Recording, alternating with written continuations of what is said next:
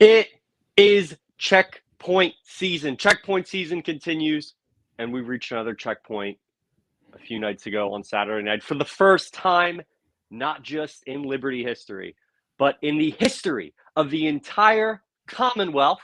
Notice I said Commonwealth because someone would be hopping in the comments angry that a Northerner called it the Commonwealth. For the first time in Commonwealth history, a FBS team has finished the regular season 12-0, and I'm talking about our Liberty Flames. And we have a lot to talk about this evening, and there's no other person I would rather talk about that with than with the man who is all things Liberty athletics. He is the founder of A Sea of Red. He is Mr. John Manson. John, for the 13th time this season, how we living this Tuesday night? For the 13th time, Richie, we're doing wonderful. I mean, 12-0. What else can you ask for? Ranked in the CFP. We're playing for a conference championship on Friday night. And, we got at least one more show in us after this one, don't we? I think we got a couple, but we'll get into all the housekeeping stuff when we see where all the cards fall over the next 6-7 days, 5 days, I guess you could say. But we're going to start off talking about what's hot right now. A little more than an hour ago on ESPN, the college football playoff top 25 was released, and Liberty, drum roll, I imagine at this point, everyone's aware. And again, everyone, if you're joining us, thank you for joining us. Make sure you like, subscribe, all that good stuff. It's free, costs nothing, costs a click, couldn't hurt. But we are 24th in the country, according to the voters, tucked away in a room somewhere. John, what are your thoughts on that? Is that what you expected coming off of a 14-point win against UTEP, which I'm sure we'll get into that at some point. But what did you expect? And what were your thoughts on the whole rankings, specifically that 20 to 25 range that's going to impact Liberty going forward? Sure, there weren't many teams that lost. Really, one team, Kansas State, in the 17 to 25 range. So I didn't expect much movement. I was wondering how far Kansas State would fall. They were at 18. They did slide to 25, which in my mind that was perfect for Liberty because it allows Liberty to move up a spot. So Liberty slid up to number 24. Tulane, who we're chasing, also slid up a spot to number 22. And most importantly, though. And Richie and I, Richie, we were talking about this, leading up to the releasing of the poll tonight over the past couple of days, was SMU is not ranked. Because if you would have had something like Tulane 23, Liberty 24, SMU 25, then it would make perfect sense that if Tulane got the win, they would jump Liberty by having a top 25 win in conference championship week. But so I think it's perfect for Liberty. They're at least 2 spots ahead of SMU going into this week, and which we'll talk about more as we get into it, playing a 10-win New Mexico State team that has an SEC win under their belt. They've won 8 in a row. They're receiving votes in all the polls, AP, coaches, etc. So it would be a nice win. You could maybe argue that a win over New Mexico State is similar to a win over an SMU. But again, we need Tulane to lose. We need SMU to get an upset there Saturday. But all of that is for naught. Liberty's got to take care of business Friday night, and we're going to be there. It's going to be a lot of fun. Looking forward to it. Exactly. I'm not the kind of guy that's going to count my chickens before they hatch. Obviously, have to go into Friday night and win this game up against New Mexico State. But John, real quick, thoughts on UTEP. Obviously, Liberty played very well. Final regular season game going on the road. Overall, you look at all the numbers on the screen, and if you are not watching live, the number at the top of the screen is 42 to 28. All the other numbers don't reflect that, outside of maybe turnovers. But Liberty dominating the time of possession, 13 more minutes, 200 or so total yards more on offense, 441 rushing yards. That's a Liberty record, right, John? Liberty FBS record, second most ever in program history. Yep. It's preposterous. And again, you're the expert. I'm just the guy watching on TV in Jersey. We didn't have anyone rush for 100 yards, right? This was like a cumulative, which is insane that you would have that many rushing yards and no one eclipsed the century mark. So just wild. But John, thoughts on your game, all 4 quarters? There was a lot of debate on Twitter. I found myself getting into the Twitter mud, but what were your thoughts on the UTEP game and the way we closed out the regular season campaign?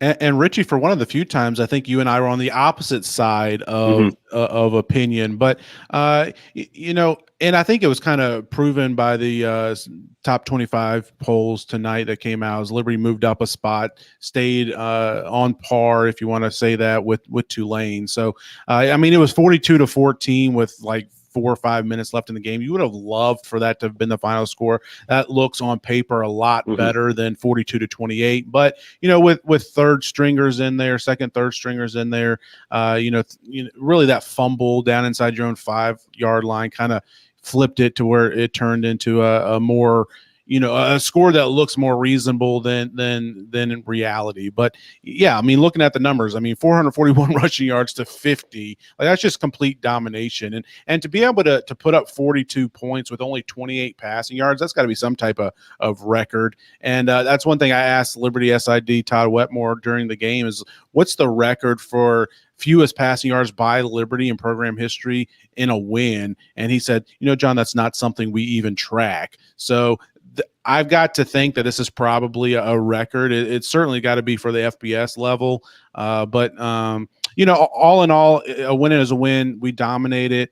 It might not show it as much in the final score, but that's kind of been how the team's been playing the past, several weeks, really going back to Western Kentucky game, even the Western Kentucky game, we talked about that fourth quarter and how things, they kind of, scored a few touchdowns there on one play drives and things, but it was a good win, another dominating performance for the Flames.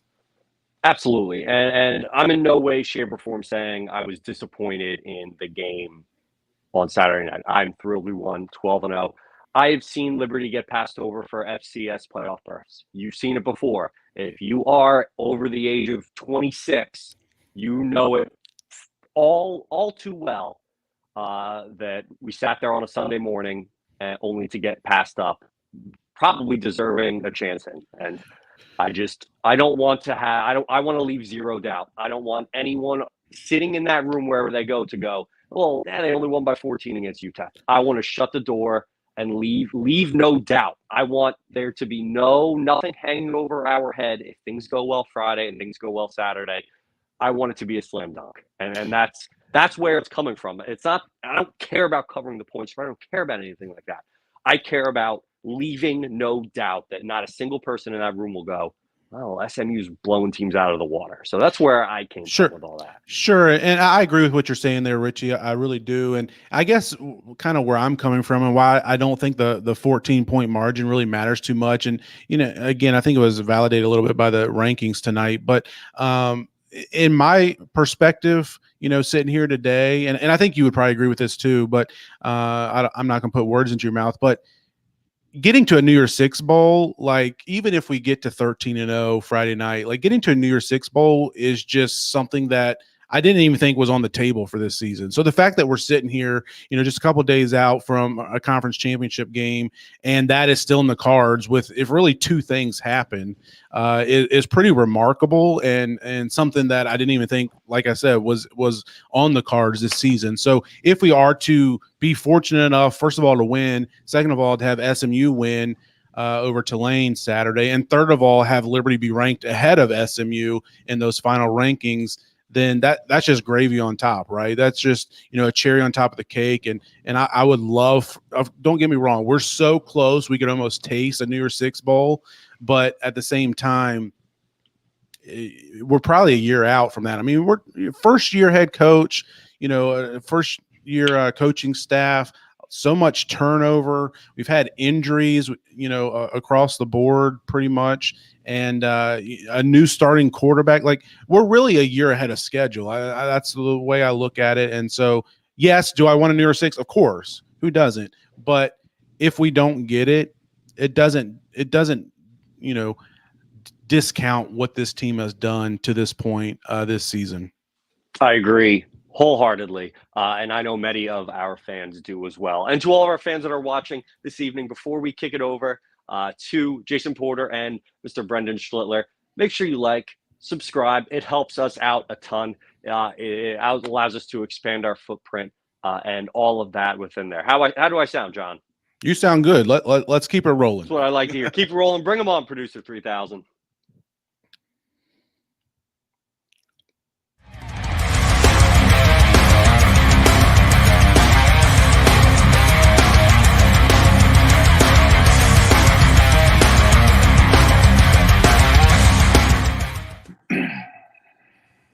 Brendan, what's up, brother? How you doing, man? I'm doing well. How are you? Good, man. Congratulations again on the UTEP victory. Such a huge deal, capped off by the epic celebration in the locker room. I don't even have words for that. If people haven't seen that yet, I'm not sure what rock they've been under, but got the huge win. Hopped on the flight, came back to Lynchburg about, I don't know, I'm not sure what time we landed. Somewhere like 12:30, 1 o'clock. Getting ready for obviously conference championship here on Friday. Take us through what the week's looking like for you guys. A little bit of a short week here and another unusual schedule to some extent. Not quite the Tuesday, Thursdays, but what's the week got in store for you guys practice-wise? Yeah, so obviously for those that don't know, we are playing on Friday instead of Saturday this week. So that brings a couple challenges that typically don't have.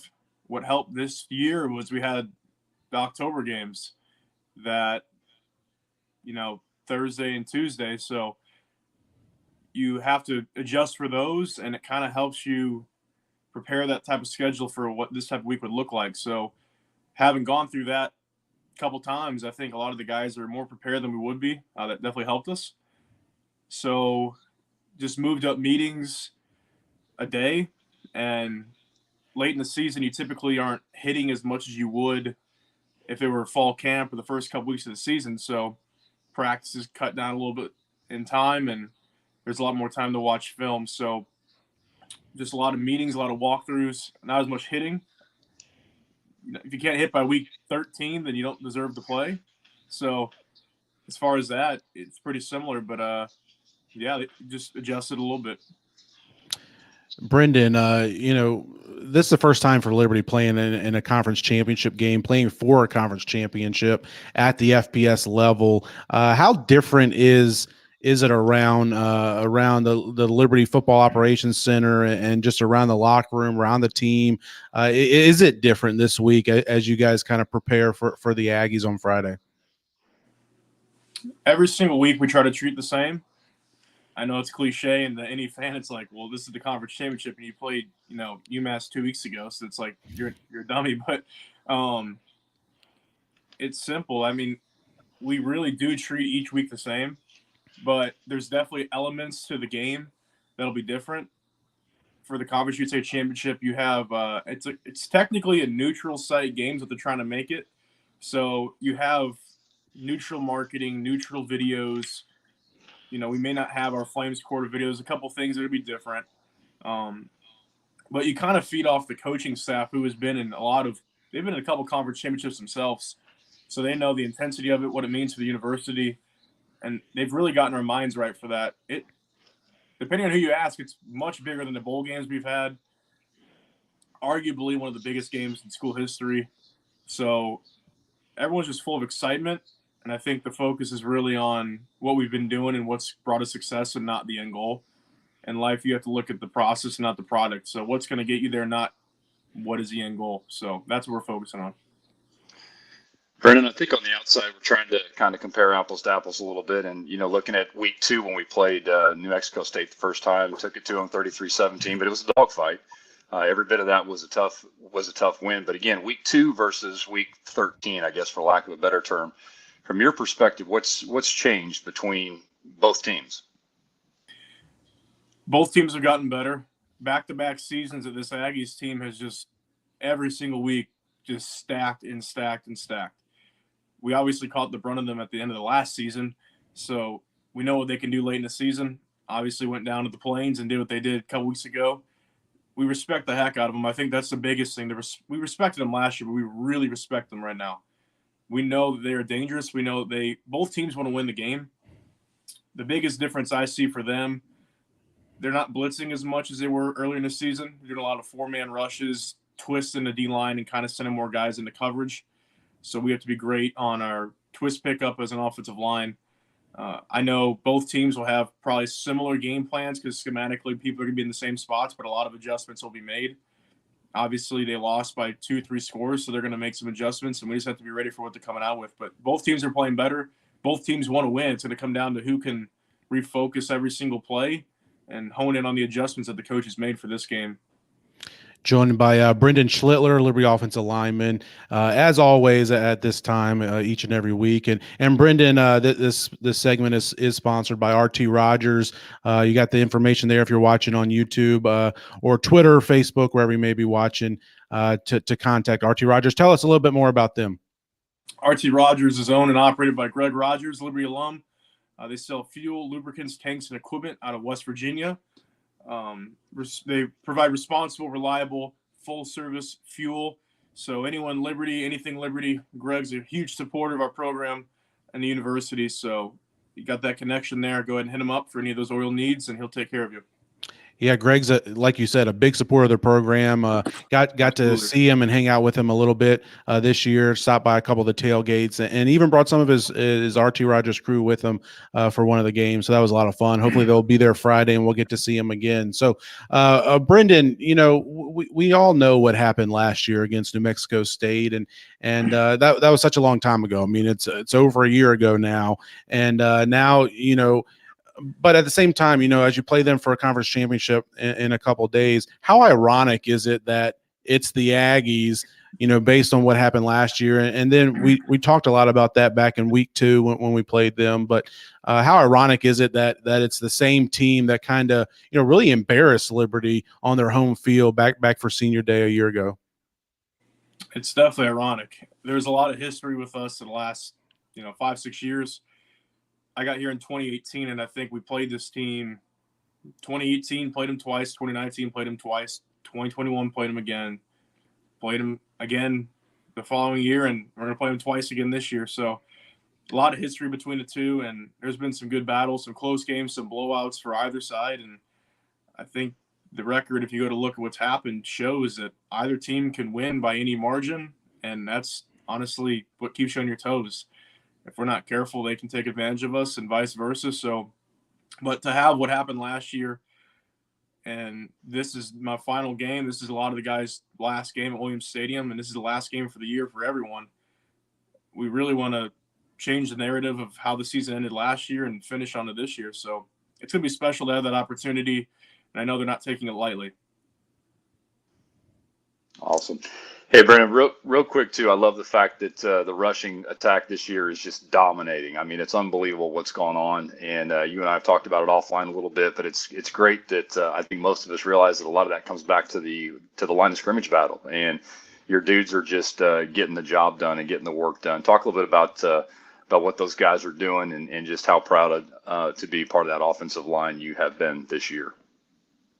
I think the word that comes to mind when I think about what that group has been is consistent. And I think across the board, that's the hardest thing to do in life as a man.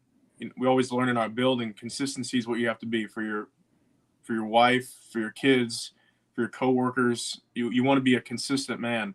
And to have a group of veterans and new additions in the portal that come in and they come to work, and it doesn't matter good, bad, what happened the day before, the play before. The focus is refocused, and you're focusing on what's next.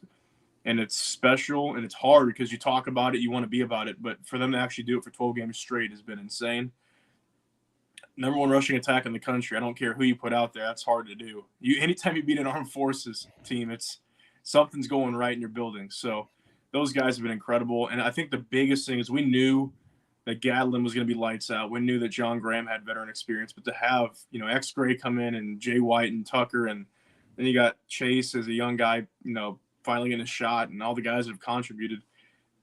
It's been insane to see what they've been able to do. There's been no drop off with anyone, and everyone's played their role as best as they could, and the results are showing. So it's been special for sure.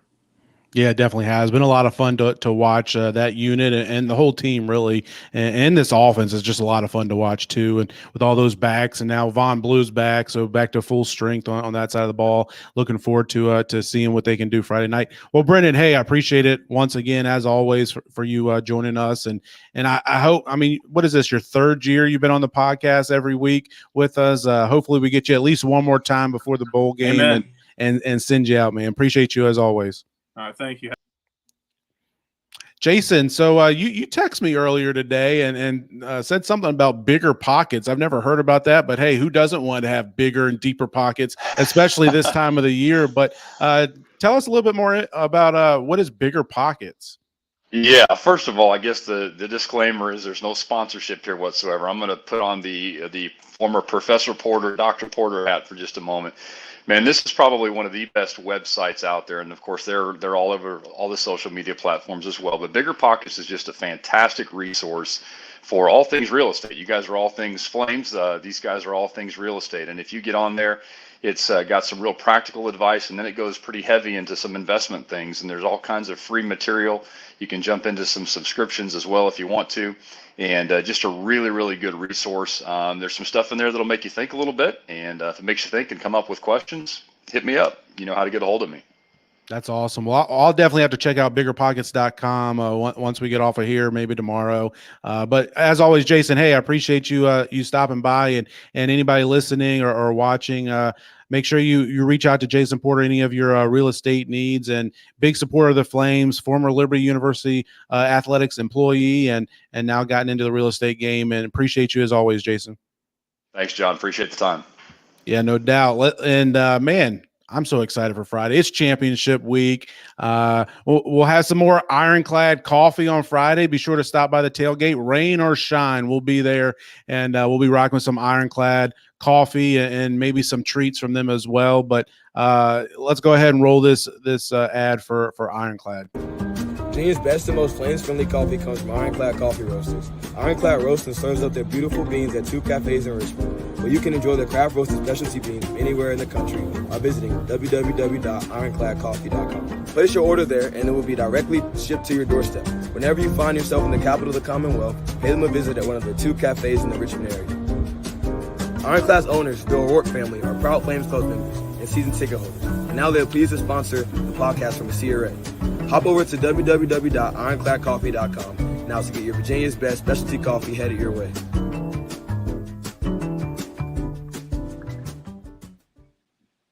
John, I'm not going to lie.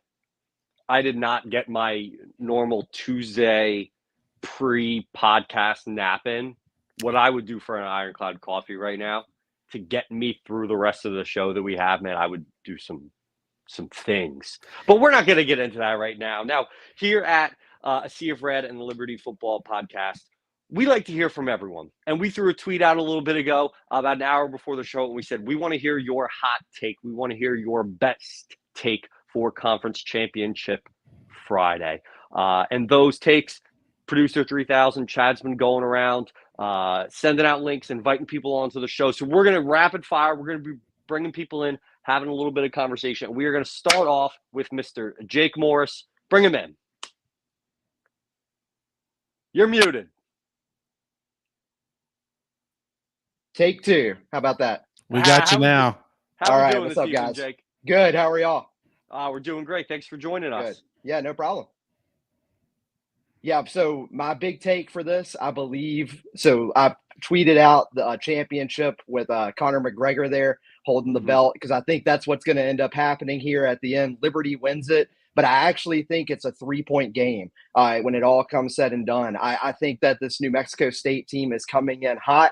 I think they're going to be ready. I think anytime you have a championship game, it's something Liberty's going to have to be prepared for. I think they will be, but I think it's going to be a dogfight. I think it's going to come down to the run game. I think Von Blue may be kind of the key to this game that a lot of people might be looking past. Last game, he had over 7 yards per carry. He is killing it. And so I think that he may be the final factor there in what happens. But in the end, Liberty wins. I don't know if we get to a New Year's Six bowl. I don't care, honestly. I would love for it to be that. But if you just told me at the end or beginning of the season that we would go undefeated, that we would win Conference USA, and potentially we could beat the tar out of JMU in a bowl game, I would take that any day of the week. Wow, Richie, I don't know if we need to say anything else after that. That was a pretty Jake, good yeah, take. I'm fired up. I'm ready to run through a brick wall. You mentioned a 3-point game. I tend to agree with you. You know, championship games are always close. It's the third time these teams are playing in a couple days over a year, 370 days, third time playing. It was very interesting when this game was first kind of set in stone. The people out west in the desert said that this was going to be a 2-touchdown game. That's now down to a 10-point game. So very interesting to see that, you know, and obviously a lot of that's inflated because of New Mexico State's win over Auburn. But just, you know, just like you said, it's moving in that direction. Yeah, absolutely. Yeah. CT says it best. W take. Jake, thanks for popping on. I loved your enthusiasm. You got I'm glad, me fired up. Glad to get on. I am so sad. I had planned a family vacation 6 months ago for this upcoming Friday that I'm going to be out of town. Man. But we are going to be rooting on the Flames in South Carolina, and go Flames, and let's hope we get a good bowl game regardless. So Yeah, yes, as long as you got a TV. Yeah, let's get it. Oh yeah. Let's get it. Appreciate you joining us, Jake. Man, those are some great points, and I liked his point about the JMU bowl game, and maybe we'll have to touch on that a little bit more. And this is probably a good time to mention, those of you listening, we're going to have a special podcast on Sunday. Richie, what's the details there? I think we're doing the bowl game announcement's going to come out sometime in the early afternoon, whether it's Liberty in the New Year's Six bowl game or not. We're going to have a kind of a short, I don't know if you want to call it an emergency podcast, but we will have a podcast episode on Sunday. Yeah, and regardless of the outcome, I think that Liberty is a team in demand, that bowl teams and bowl committees are going to go, hey, we want a team like Liberty coming to our city in our bowl game. Liberty fans travel pretty well. Having the hype around this season, potentially being undefeated, it's going to be, I think it's going to be a hot commodity. We might be in the position to maybe turn a couple bowls down and not just taking, I remember back in the day, like, yeah, you'll have us, we'll come to the Cure Bowl, but having options. So next up, you have seen him on Twitter. You've seen him on this podcast, and you see him in the comments every week. He needs no introduction. Bring in Ray Farrell. What's up? Turn that volume down. Hey, Ray, what's going on, man? I'm doing good, guys. How about y'all, man? I'll tell you what, I am so fired up for this week. It's just my intensity, my adrenaline has just been kicking high. I'll tell you what I like to hear. You in the gym right now? I just finished up a workout. Nice. And me too, right before this.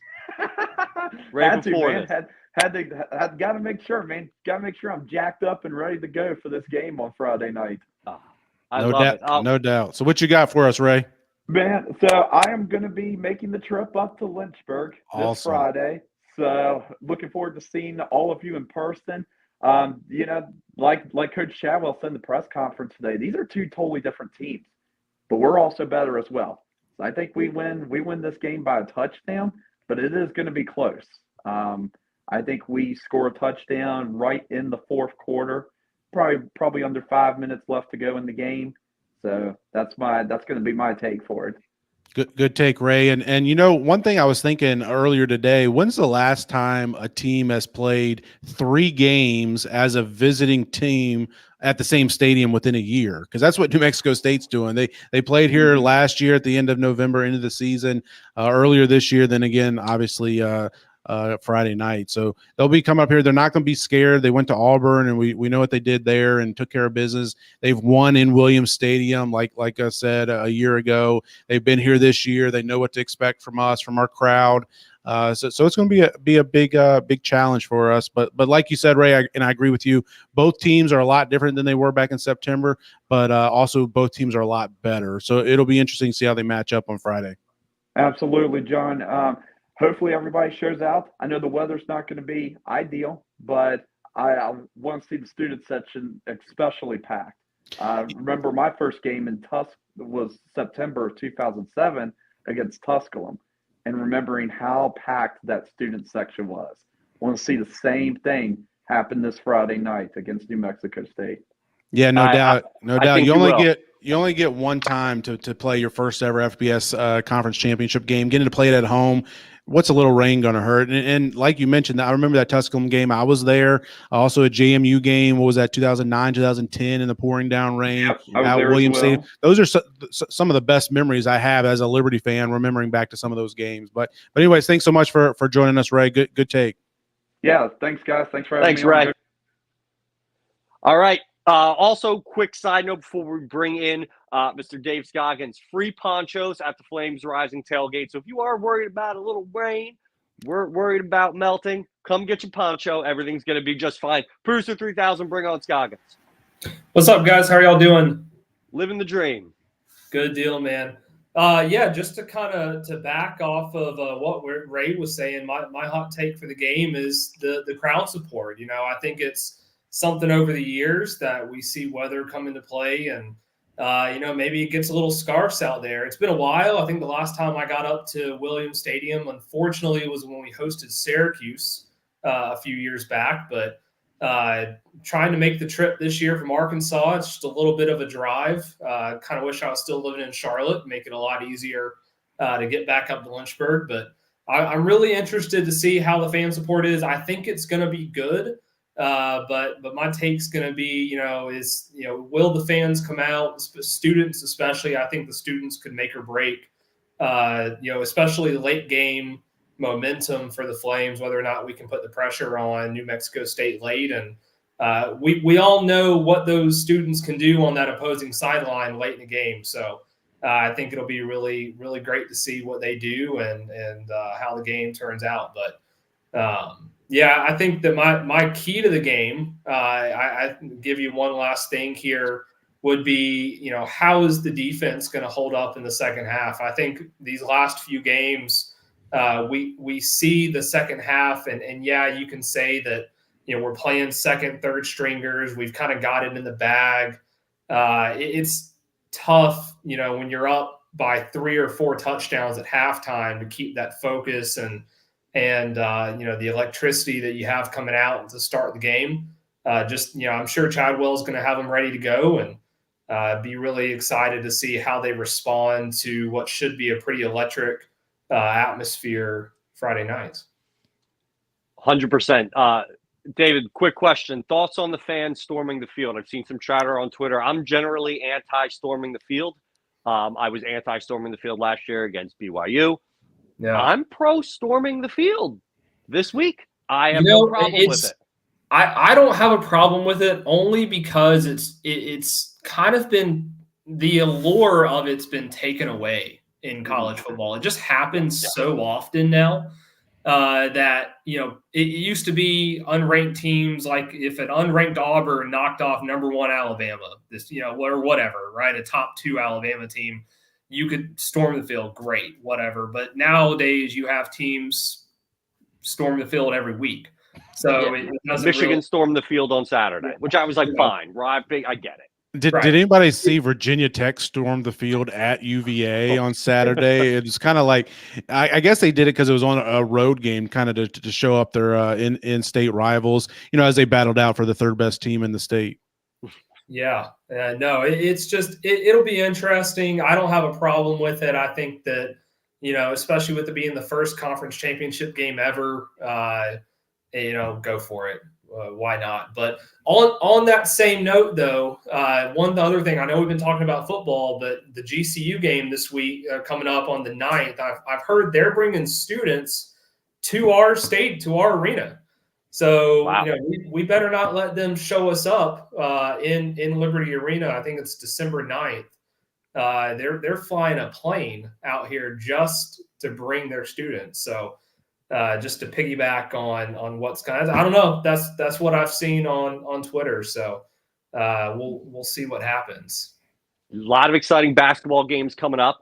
David, thank you so much for joining us. Absolutely. Thank you. I really appreciate it. Hear it on Twitter. Quick shout out to the basketball podcast boys. Sunday nights, basketball's undefeated. We're going to mention that. It's important to mention. Chad, we got questions in the comments? What time is the tailgate? Start? Well, Great I think, question. yeah, I mean, the game starts at 7. We typically get out there about 3 hours prior to kick. So come on out by 4. There should be somebody there, and there's not. Find a spot underneath the tent and hang out until somebody gets there.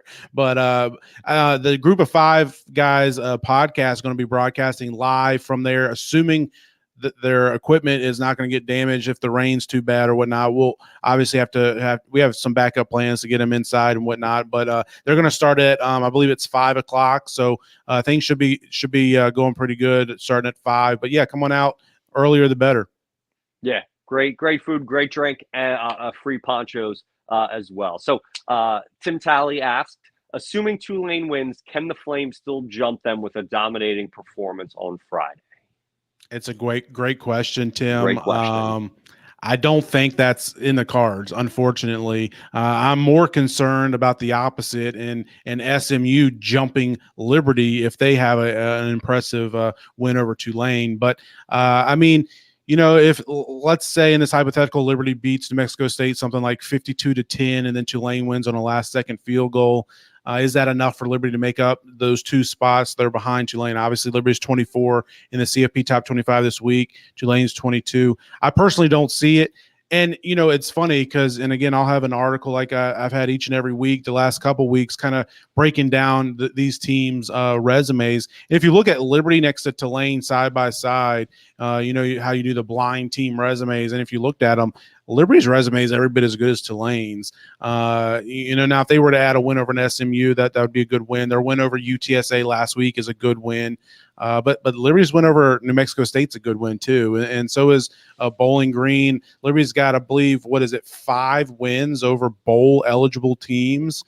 Tulane, I think, has 2. So it's a good question, Tim. I think Liberty should be ranked higher than Tulane, but really, why is Tulane getting propped up? Because of what they did last year. And everybody says it's only based on this year, but it's not. They went to the Cotton Bowl last year as a New Year's Six game as a G5 representative there and beat USC and Caleb Williams, and that kind of propped them up. And they haven't done anything to disprove that ranking to this point so far this season. But hey, pony up.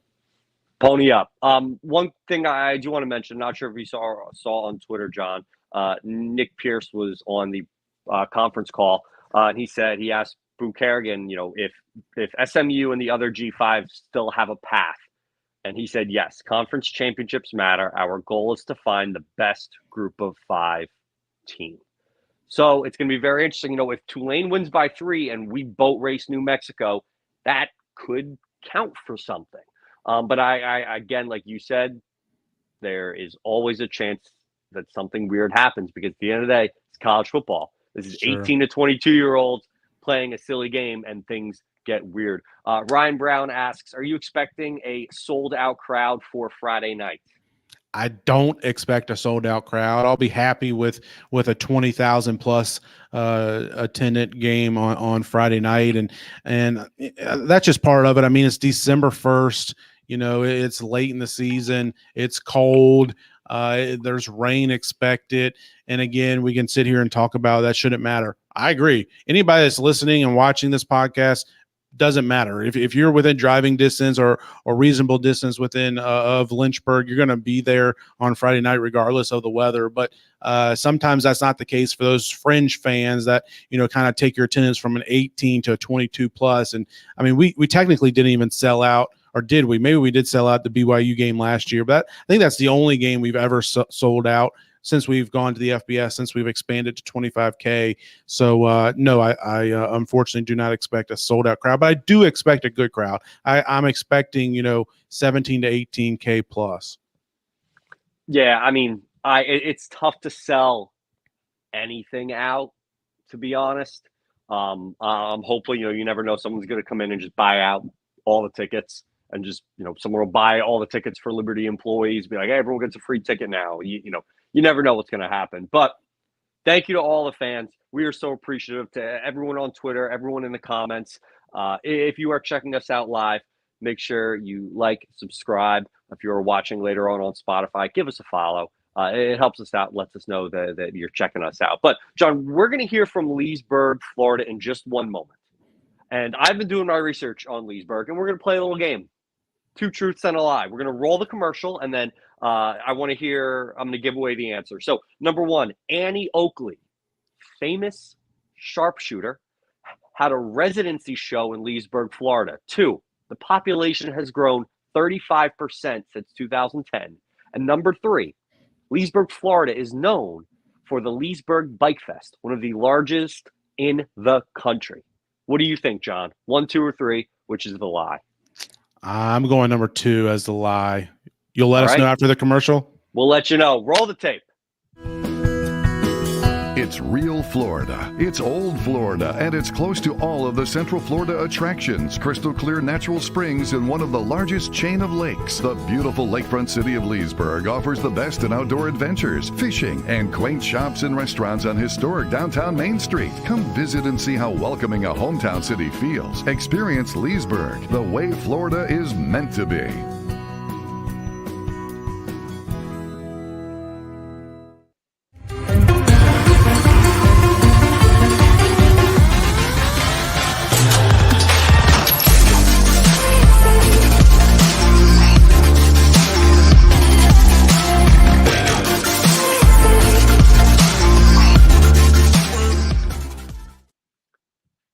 We need John back up here to see if he was right or not. No, I'm going to build the suspense. We'll let him back in later on. CT, first off, love the jacket. Are the Knicks still beating the Hornets? What was that? Are the Knicks still beating the Hornets? Probably. I'll have to check. But we're in the home stretch of college football. They are winning. Yeah, they're up by 12. Yeah, you're good. But we're in the home stretch. It's conference championship week. Regular season behind us, and we're on to big-time games. Bowl games coming up. A lot of opportunities to maybe make a little bit of money here and there, but also a great opportunity for us to just chat about what's going on in college football across the nation. So you had a banger of a week last week. I love to see you've been on fire. I haven't had a losing week with the lock since week 4, which we'll get into in a minute. But yeah, 4-1 there. The money, or 5-1 really. The money line parlay hit as well. I know Zeke and a couple others actually tailed that one and made some money off of that, which is super exciting. Auburn, we knew the script. We knew it was going to happen. Yep. They didn't rush to. Maybe they went outright, but that's another story for another day. But yeah, regardless, really, really happy with the locks and how they turned out. And let's go ahead and go to the next slide. And Richie, I think it's time to gloat a little bit. No, I will gloat. I do want to say there's nothing better in this world than giving someone a winning pick. I gave a friend of the podcast a plus 3,000 football parlay, and when it hit, we FaceTimed, and the excitement and sheer joy that we both felt, and the fact that I was able to provide that to someone was awesome. So we've closed the regular season. Now the three of us have made our picks each week. We brought in some guest pickers each week, just like College Game Day. I'm not going to take my shirt off like McAfee. And if you are watching live, you see the standings. If you are not watching video, you're taking this in podcast version. We have John Manson in third place, 61-60, above 500. Above 500. Good. It's good. Down 3.5 units. And that means if he bet $25 a game, he lost 25 times 3.56. We lost a little bit more than $75, which is not bad. Because if you spend an entire college football season for $75, that's 100% worth it. CT, you want to break yours down? Yeah, absolutely. So we went 66-57, a little bit above 500 as well. And we were positive. So plus 5.63 units. So yeah, if we want to do that 25 basis, that means we're probably banking around $140 of profit right there. Which is definitely exciting. And then you take it away for yourself and let all the doubters and haters from last year. Last year, people were going, no one's going to listen to your podcast because you're talking about gambling. And no one's going to listen to your podcast because you're bad at gambling. I was 5 games below 500. I had a dominant basketball season, and I came in and I went 79-43 before. If you put $25 on all of my picks, I haven't gloated and rubbed it in. If you put $25 on every single one of my picks, you'd be up $675. So anyone wants to you want to talk about investing money? That is insane. I challenge you to find any other podcast on Barstool, on ESPN, that's someone that's up 27 units with a 79-44 record. But I digress. I guarantee you make a lot more from that than NFTs or anything else like that. Yeah. So I had a great season. It felt great. I saw the board really well. So appreciative of CT because he put all this together for us, sending us all the picks. But we have some guest pickers that we mentioned before. And I'm going in the right order, right? Just a little bit more gloating. We're not done. Gloat away. No, gloat away. Yeah, let's go back to my locks really quickly. So we know it was a really bad start at the beginning of the year. As the football season was going, I couldn't get anything to hit to begin. We took a couple weeks off, and then weeks 5 to 13, 24-9. I went on a heater just like you with the overall picks, up 18.85 units there. And then I just decided, throw my locks in there along with all three of our picks, you, me, and John. And of course, some of the times we might have the same pick. And so kind of like a 2-unit play or 3-unit play or something like that. But regardless, if you took all of our picks just across the board, you'd be up 37 units basically at the end of this. I just did the math. If you put $25 on all of our picks, that's over $900 you would have won. Incredible. So for anybody saying no win or anything like that, of course, we need to be responsible and everything, but doing it well, you can win and you can win a lot. So that's Flames Rising money right there. Exactly. Big time. So we got some locks for this week's championship. We're gonna fly through. Obviously, New Mexico State at Liberty. It's your pick. Oh, I see how you did this. All right, you go first. Yeah, we just went by time and I did it through. So Liberty, of course, we're gonna go team total over 33.5. Don't even need to worry about the defense. If anybody is worried about the defense second half, I know David talked about that. Don't worry. Just take Liberty team total over 33.5 and cash it at the counter. I do also want to mention Vaughn Blue first touchdown 28-1. That's insane value.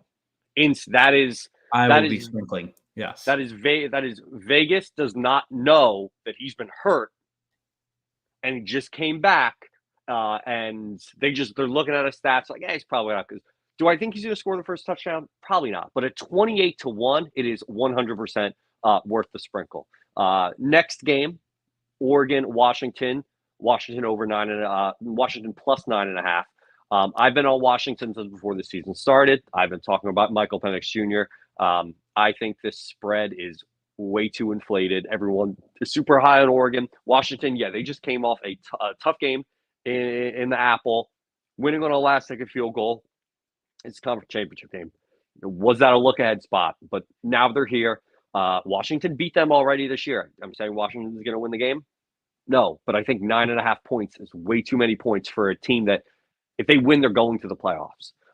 So I think that's a great spot, and I will happily take that. Milroe over. I don't care what the rushing yards are. I did see after I made the graphic, it came out and it's 38.5. So love it. Would have had it at 68.5. Georgia Tech ran all over Georgia, shockingly enough. So I think Milroe's he's going to have to get it done. They're going to have those wide receivers locked down. So they're going to have to he's going to have to make things happen with his feet if they're going to really move the ball down the field. Yeah, and the best part of his passing game is his long throws, actually. So they may hit the deep shots, but other than that, I really agree with you there, and then expect him to make plays with his legs to try to keep that one close. So next thing I'm going to go with is a teaser between two games that are both at 4 p.m. on Saturday. So the first one that we'll all be tuned into, SMU at Tulane. I think it's still going to be a close game. So I teased SMU up from 4 to 10. So as long as SMU doesn't lose by double digits, we're golden there. I don't know what the status of Preston Stone, their quarterback, is, but regardless of that, the backup is pretty good. He won a couple state championships, I did see. And he's played well so far. So that being the case, with or without him, I like SMU to not lose by double digits. And of course, we want that as well. We want them to win outright.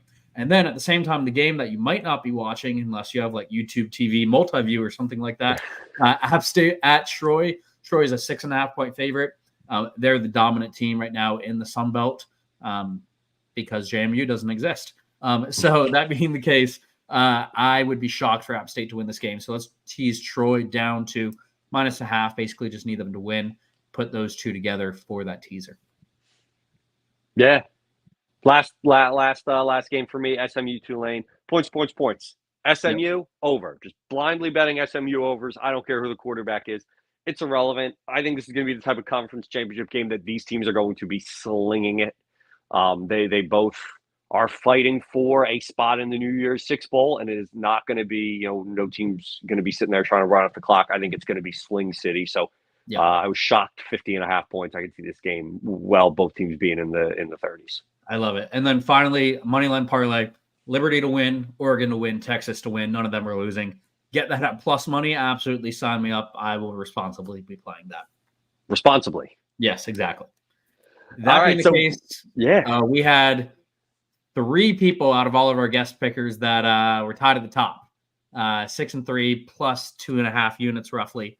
Sam, Zeke, and Jake. And so we thought no better thing to do than try to break the tie in this conference championship week.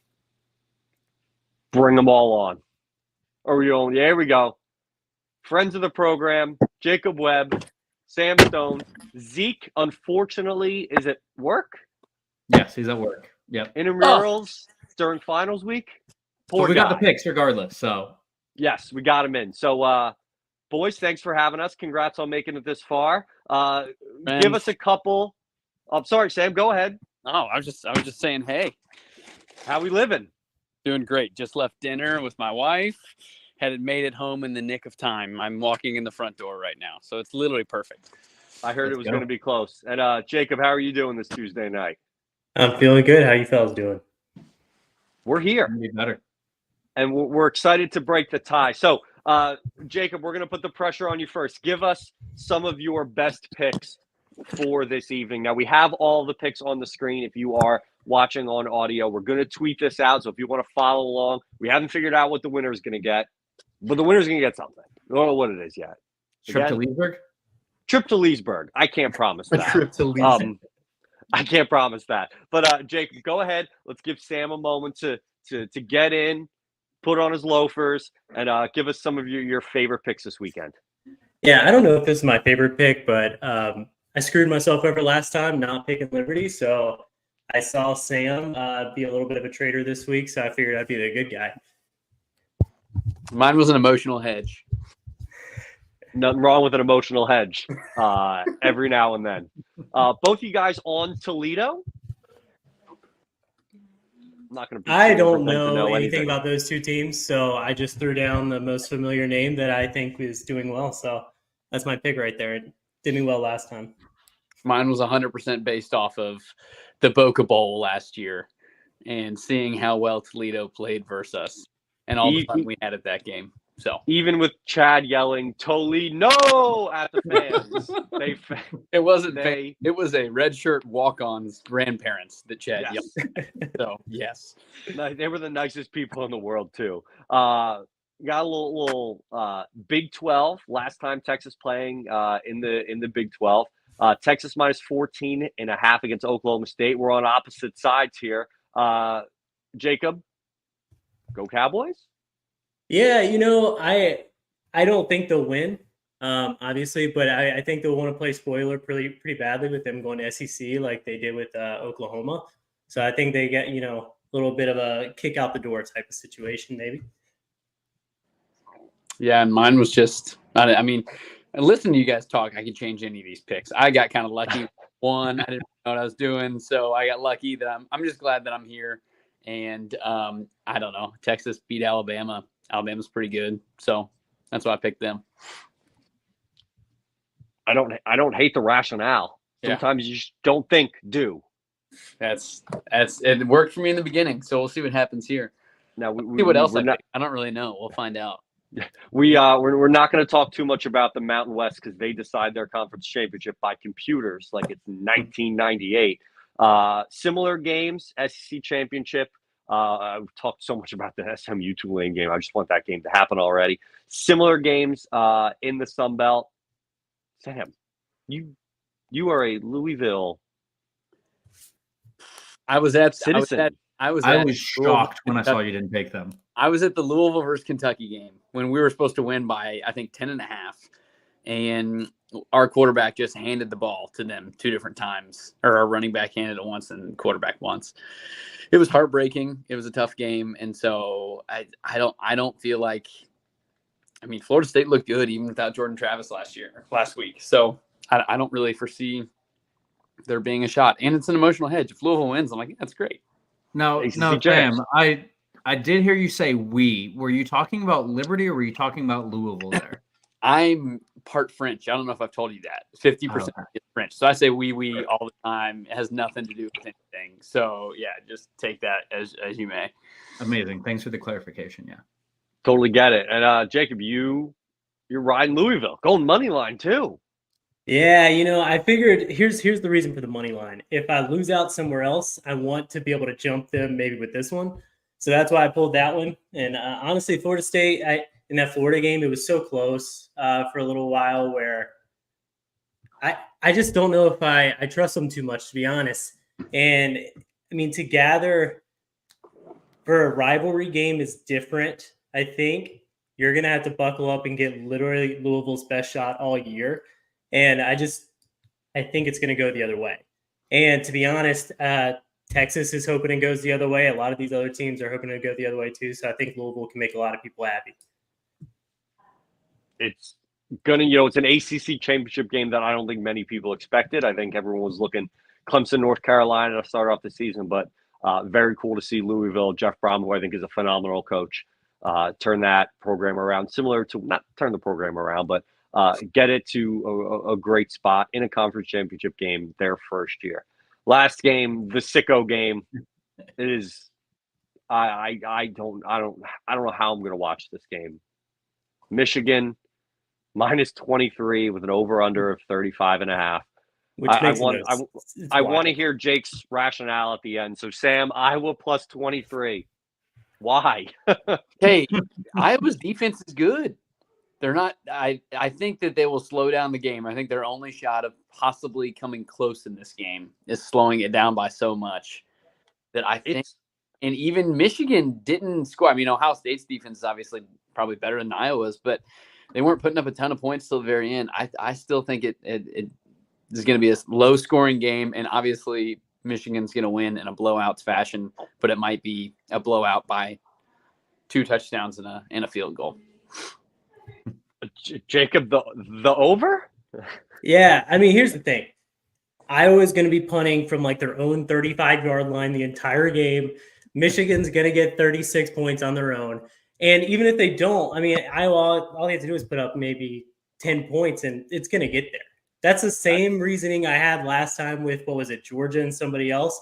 Georgia and Ole Miss, that's who it was. I was like, Georgia's going to put up 40, and they can still beat them by 20 and still hit the over. So I think that's what's going to happen in this one. Okay. If you have not branched out of Conference USA football, please put on this game. Just watch Iowa for 3 to 4 offensive possessions. Just do it. It will make you appreciate our offense that much more. Yes. Yeah, I really don't know. A couple weeks ago on the podcast when Kyle DeArmond went off on Iowa, that was one of my favorite podcast history. What did Iowa? The crazy thing is there's people still live in Iowa too, which is wild. I mean, it's just a tough scene all around. So I can't fathom Rick, it. One last thing I'll say about your over, just a little fun tidbit on the green book, right, on the green sports book right now. If you go over to the team totals, they have the first half and second half team totals for Iowa. Both of those lines are set at 0.5. So, yeah, you're going to need Michigan to score all those points on your own.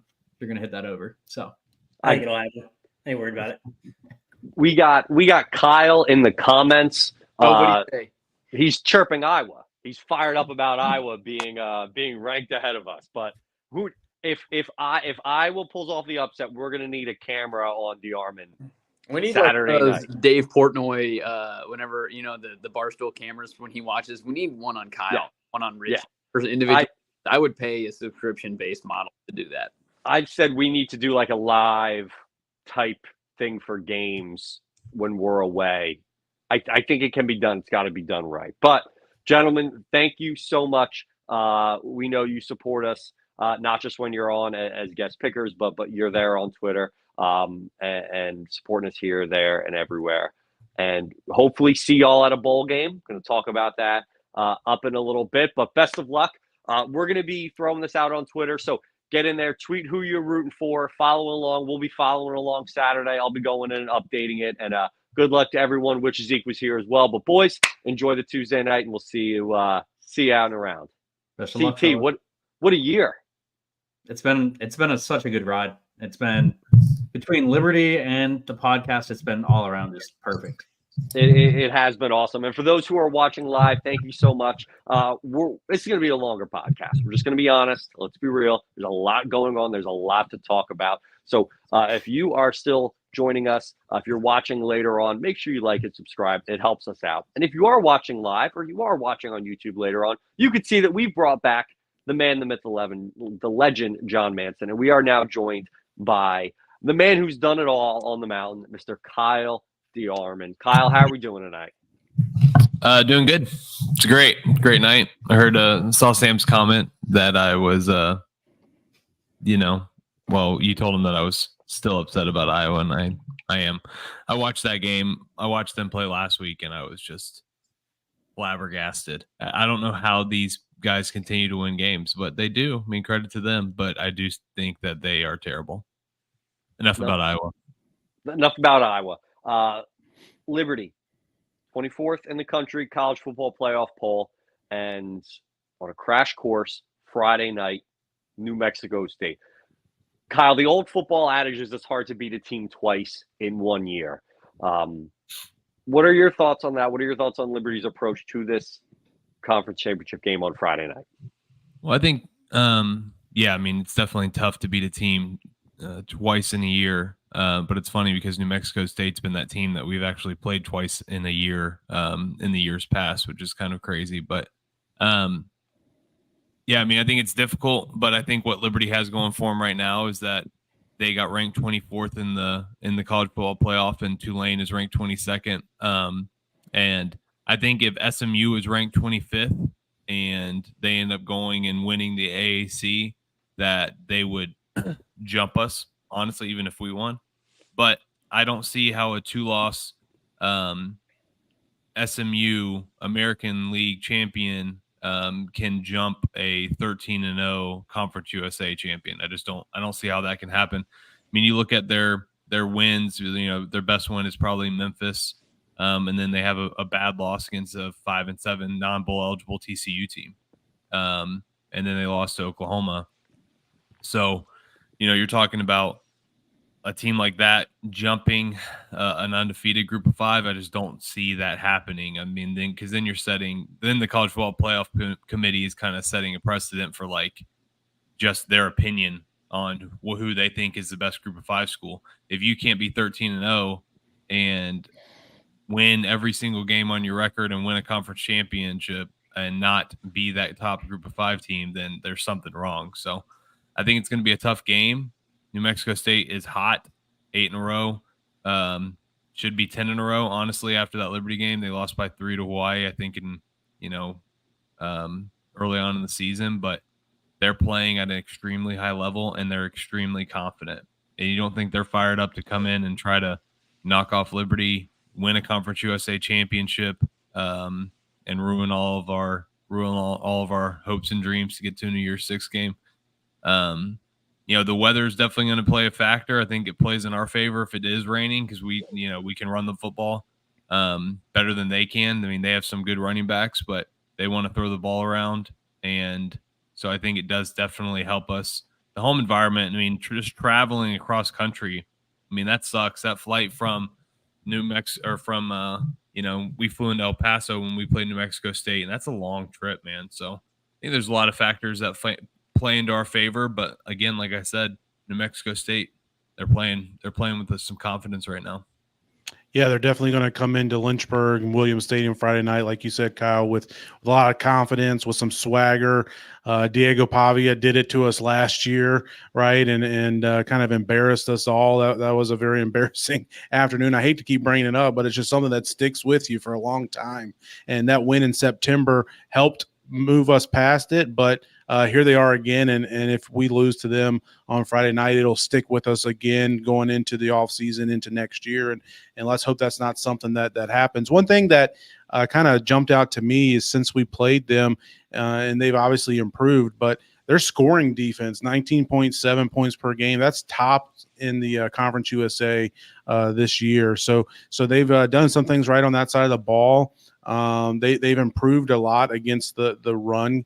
I think they're giving up about 120, 125, somewhere around in there per game on the ground. So that's going to be a big matchup. As we all know, Liberty's got the top rushing offense in the country.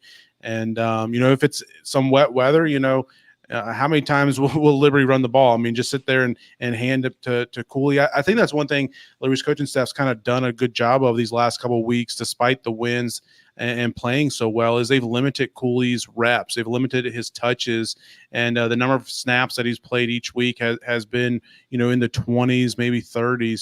So they've been resting him a little bit, not trying to give him the full load. But I mean, after this game, I mean, you got nothing else to save him for. I mean, yeah, there's a bowl game, but if it's a New Year's Six bowl game, you're talking about almost a month off. And even if it's a middle of December bowl game early in the bowl season, you still got 2 or 3 weeks off. So I expect Cooley to get a bunch of work. You got Von Blue back, Aaron Bedgood, obviously we know what he can do, and it'll be a lot of fun. And one thing, New Mexico State 10-3.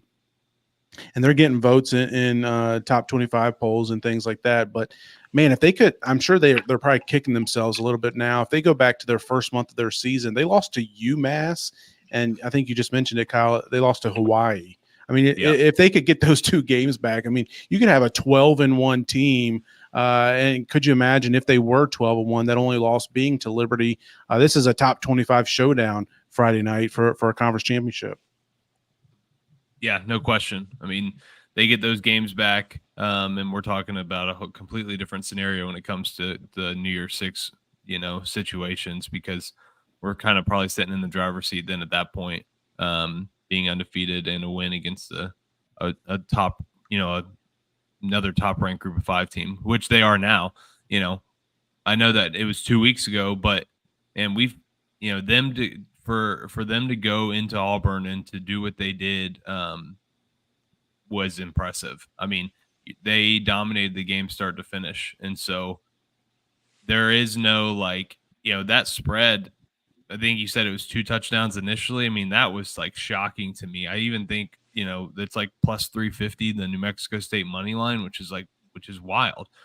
Kind of talks about, I mean, it shows what Vegas thinks of Liberty. That's for sure. I mean, that's a shout out to us, I guess, from the people in Vegas. But I mean, they dominated that game start to finish, and dominated at the line of scrimmage, and kept Auburn off balance. And then, they really did a really good job bringing pressure, changing up the looks that they presented to Peyton Thorne. And it caused them trouble, and they could not figure out a way to score points. They couldn't figure out a way to get off the field. And so it's going to be tough. It's going to be a tough matchup. I'm excited for it. Friday night is going to be a fun one. And I think that it's going to be a Flames victory in the end, but I do think it's going to be a lot closer than people think. CT spreads 10.5. Wow. Yeah.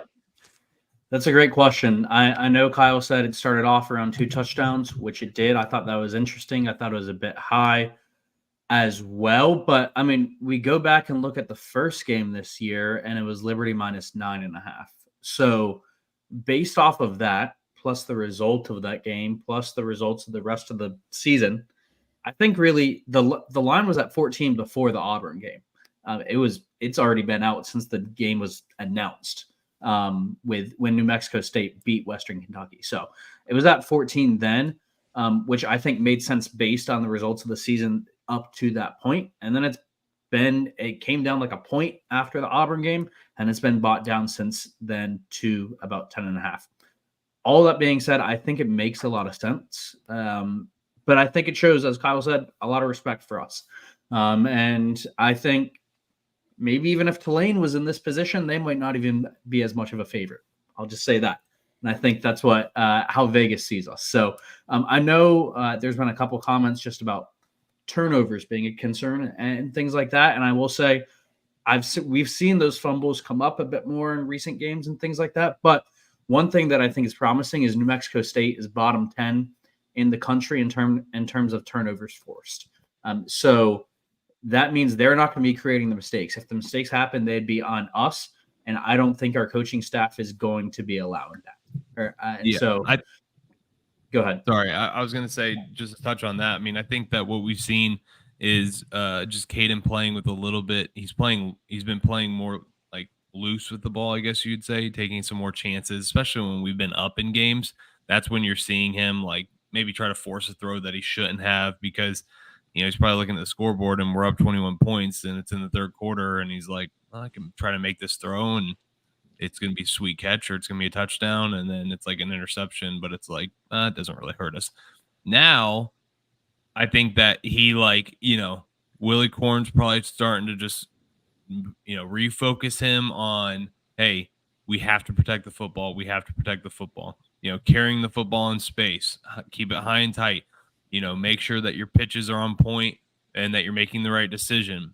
It's always, I've said it before, end every possession with a kick, either a field goal, extra point, or a punt. Like, we do not want to give them the football. We don't want to turn the ball over. And if we do that and we protect the football, we should win, no problem, because our time is that we're gonna control the time possession, and then defense just bend don't break. Have that bend don't break mentality and protect the end zone. But yeah, I mean, the turnovers are something that scares me as well. But I think that coming into this game, their focus is definitely on protecting the football, because they know that they know that New Mexico State, we don't want to give them any extra possessions, and we want to make sure we can take care of the football every single drive.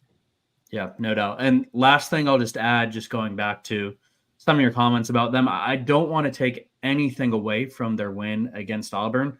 As you said, like they dismantled them, like on both sides of the ball. They dominated that game. So I don't want to take anything away from them. But at the same time, I think it was very clear, and I've even heard as much, that, Auburn didn't really even game plan for that week at all. They're solely focused on Alabama, which, we won't get too much into that. But regardless, I know that won't happen from our coaching staff. And two, there's not another game to look forward to because we don't know our bowl game or anything else like that. So, again, not to take anything away from New Mexico State, but I trust our coaching staff to have the game plan in place to take care of business and get the win, whether we cover or not. Just get the win. No, I agree. And one thing that I think is really key, you look back to this past week against UTEP, is, we had 441 rushing yards, only 22 passing from Caden. I think JB got a 6-yard completion, so we ended up with 28. But and again, Coach Chadwell said after the game, it was part of that was how they were playing us. They're like, okay, you're going to give us 6 or 7 yards of carry. Well, we're fine taking that too. And but against this game against New Mexico State this week, we're going to have to be more balanced. We have to be able to complete some passes, not necessarily shot plays, deep down the field that we've been so good at, 40, 50-yard shot plays to CJ Daniels or some of the others. But we need to be able to, complete that 7-yard out, complete that 5-yard slant, keep the chains moving. Cade needs to be smart with the ball, as you were talking about a little bit earlier. He needs to be smart with the ball, not just the way he's carrying it when he's running around, but also in his decision-making in the passing game, not forcing things into tight windows. He needs to be smart when he's, making decisions. Should I run and try to pick up the first down here, or should I, throw the ball away and avoid those disastrous plays? I think that's super key. And I'll go back to being balanced. If we can be balanced, our offense is almost impossible to stop with the weapons that we have. From Caden, his ability to throw the ball all over the field, his ability to make plays with his legs, and then the plethora of running backs we have from Cooley, Billy Lucas, who we haven't even mentioned until now.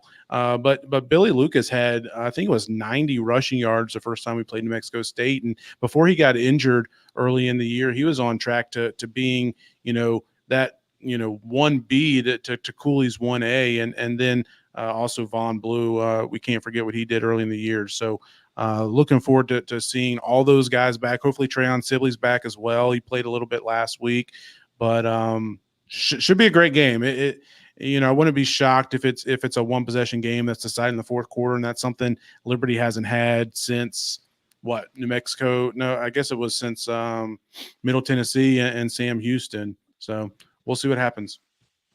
Yeah. So got your key to the game there, John. Last question for you. What are your thoughts, your perspective on Liberty football this year? You follow it more than all of us and everyone's out there. What are your perspective this season, this game? What does this mean to you? Well, I mean, it's crazy. It's been such a long time since we've competed for a conference championship. I mean, you're going back to the Big South days. I know Kyle was part of a lot of those teams, but I can remember I was at the first ever game that we won. It was 2007 at Gardner Webb down in Boiling Springs, North Carolina. And, we won that game 31-0 regular season finale. And that was our first ever conference championship at the FCS level. And I'll never forget that. I went on the field after the game. There was probably about 20 or 30 Liberty fans that went down there and kind of celebrated the game. It was a lot of fun. I'll never forget that. And, it's so fun to see where this program's come since then. I mean, there was probably 400 or 500 people in the stands for that game. And those Liberty teams were really good. I mean, we had some dominant offensive lines. Rashad Jennings was a really good running back. Obviously made it to the NFL but Liberty's come so far in such a short period of time. And what was that, 15, 16 years ago, and now to be competing for an FBS conference championship. We've talked about it already, but it kind of gives me goosebumps to even think about it. But if two things happen, we're playing in the Peach Bowl or the Cotton Bowl or whatever. And who would have thought that when any of us were in school? Who would have thought that 5 years ago when we found out, I tweeted something about that earlier today, is Delaware got the news that, officially today that they're moving up to Conference USA and FBS. And I tweeted out, I can remember the moment that I got the news that Liberty was going to the FBS. I can remember where I was. I know exactly where I was and what I was thinking. And who would have thought even then, just, 5, 6, 7 years ago, that here we would be 12-0, on the cusp of a first ever conference championship, competing for that Friday night against New Mexico State. And if things go the right way, we win Friday, things go the right way for us Saturday. We're playing in a New Year's Six bowl game. That's just unfathomable. It really is. We've all been following Liberty for more than just a cup of coffee, and we've seen it all in different levels from the games you talked about. I mentioned the getting passed up for a lot of the FCS playoffs, the blocked field goal against Coastal in what was the conference championship game, right? That was our last conference championship in the Big South. Yeah, 2014, and we won that. Just the anniversary, yeah. Yeah, we won that game and went on to the FCS playoffs where we beat JMU and beat JMU. So yeah, almost beat Nova too. It was a good game. Yeah, we did. That was a game. I made the trip, and that was another game in the rain. I'll never forget that game, and made the trip up to that one, and really could have won that game. It was a great game. Played Sam Houston, actually. Would it have been Sam Houston in the quarterfinals? I think you may be right. Fun fact before I close out the show. That was actually the first time I ever spoke with John Manson. I had 2 tickets to the game. Tragically, I had a buddy pass away and could not go to the game. And I sent him an email and I was just like, hey, my name's Rich and I really like your blog. Here's 2 tickets because I can't go. And they did a giveaway. And I never in a million years thought that 9 years later I'd be on this podcast getting to talk about Liberty football with all of you here live, with all of you on Twitter, with all of our fans. John. Now, Richie, that's the first Leesburg- time I heard that story. You never told me that before. I've never told you that before. I gotta go. I'll go and see if I can dig up that email. But no, I emailed you and I was like, "Hey, I have tickets. I love what you guys do." It was an email, so that was back before our Twitter days. Yeah. I mean, I was on Twitter with a different account. Richie Longshots is only a few years old, but Manson, and to all of our listeners, the Leesburg lie, there was none. All three of those facts are true, and they're awesome, and they are what makes Leesburg, Florida, the lakefront town. So thank you to everyone who joined us this evening. I know this was a longer show, but there are so many exciting things that we want to talk about. Make sure you like, subscribe, whichever medium you are on. Throw us a follow on Twitter. And as always, and I'm certainly not going to stop saying it now, stay hydrated, stay blessed, stay fly. I'm going to start that all over again. I'm a man of superstitious. He can producer 3000 can cut We're this. gonna cut that out in post production. Audio podcast. I got here we go. I got a little nervous. Stay hydrated, stay blessed, stay fly, and we'll see you on Saturday.